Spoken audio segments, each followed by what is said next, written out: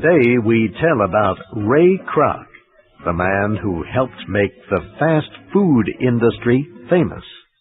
He expanded a small business into an international operation called McDonald's. You probably know what fast food is. It is cooked food that is ready almost as soon as you enter a public eating place. It does not cost much. It is popular with most Americans and with many people around the world. Some experts say that at least 25% of American adults eat fast food every day. Most fast food restaurants offer ground beef sandwiches called hamburgers and potatoes cooked in hot oil called French fries. Other fast food places serve fried chicken, pizza, or tacos.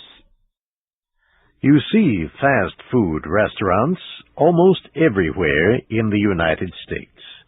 The names and the designs of the buildings are easily recognized. Burger King, Kentucky Fried Chicken, Pizza Hut, Taco Bell, and, of course, McDonald's. Most are chain restaurants. That means each one is part of a huge company. Each restaurant in the chain has the same large, colorful sign that can be recognized from far away. Each offers its own carefully limited choice of foods. Each kind of hamburger or piece of chicken tastes the same at every restaurant in the chain. The fast food industry began with two brothers in San Bernardino, California in the 1940s. Mac and Dick McDonald owned a small but very successful restaurant. They sold only a few kinds of simple food, especially hamburgers. People stood outside the restaurant at a window. They told the workers inside what they wanted to eat. They received and paid for their food very quickly. The food came in containers that could be thrown away. The system was so successful that the McDonald brothers discovered they could sell a lot of food and lower their prices.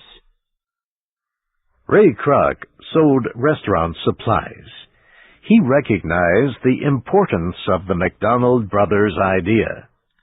He saw that food sales could be organized for mass production, almost like a factory. Mr. Kroc paid the McDonald brothers for permission to open several restaurants similar to theirs. He opened the first McDonald's restaurant near Chicago, Illinois in 1955. Soon, more McDonald's were opening all across the United States. Other people copied the idea, and more fast food restaurants followed. Raymond Albert Kroc was a very wealthy businessman when he died in 1984, but he had not always been successful. Ray was born in Illinois in 1902. His parents were not rich. He attended school in Oak Park, near Chicago. Ray never completed high school, however. He left school to become a driver for the Red Cross in World War I. He lied about his age to be accepted. He was only 15. The war ended before he could be sent to Europe. After the war, Ray became a jazz piano player. He played with famous music groups. He got married when he was 20. Then he began working for the Lily Tulip Cup Company, selling paper cups. He kept trying new things, however. He attempted to sell land in the southern state of Florida. That business failed. Ray Kroc remembered driving to Chicago from Florida after his business failed. He said, I will never forget that drive as long as I live. The streets were covered with ice, and I did not have winter clothing. When I arrived home, I was very cold and had no money. Ray Kroc went back to being a salesman for the Lily Tulip Company. He was responsible for product sales in the central United States. His life improved when he started a small business that sold restaurant supplies. He sold a machine that could mix 5 milkshakes at one time. In 1954, he discovered a small restaurant that was using 8 of his machines. He went there and found that the owners of the restaurant had a good business selling only hamburgers, French fries, and drinks. At first, Mr. Kroc saw only the possibility for increasing the sales of his mixers to more restaurants. Then he proposed an agreement with the McDonald brothers to start a number of restaurants. Under the agreement, the McDonald brothers would get a percentage of all sales. The first McDonald's restaurant opened in Des Plaines, Illinois in 1955. Ray Kroc was 52 years old, an age when many people start thinking about retirement. He opened 2 restaurants. Soon he began to understand that the real profits were made in selling hamburgers, not the mixers. He quickly sold the mixer company and invested the money in the growing chain of McDonald's restaurants. In 1960, Mr. Kroc bought the legal rights to the restaurants from the McDonald brothers. By then, the chain had more than 200 restaurants.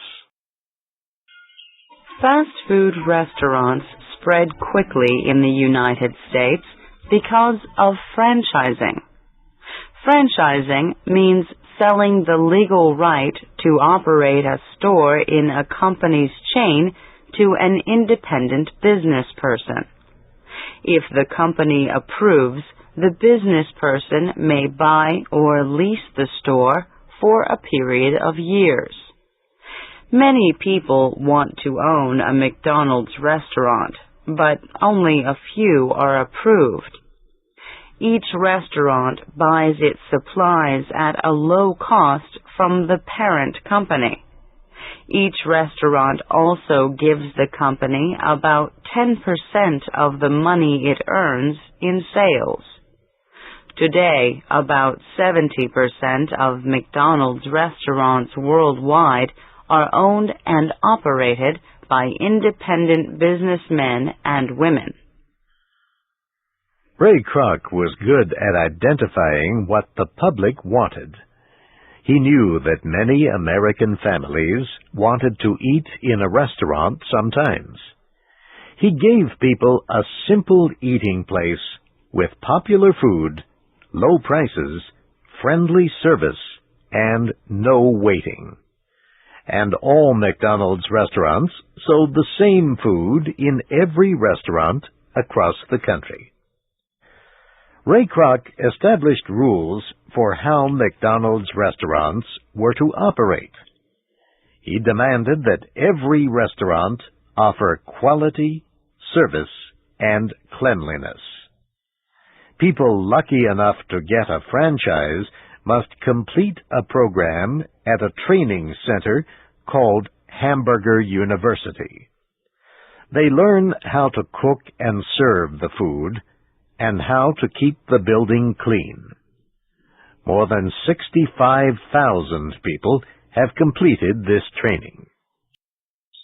McDonald's began to expand around the world in 1967. Ray Kroc's business ability made McDonald's the largest restaurant company in the world. There are now more than 30,000 McDonald's restaurants on 6 continents. The company operates in about 120 countries, Every day, McDonald's restaurants around the world serve about 50 million people.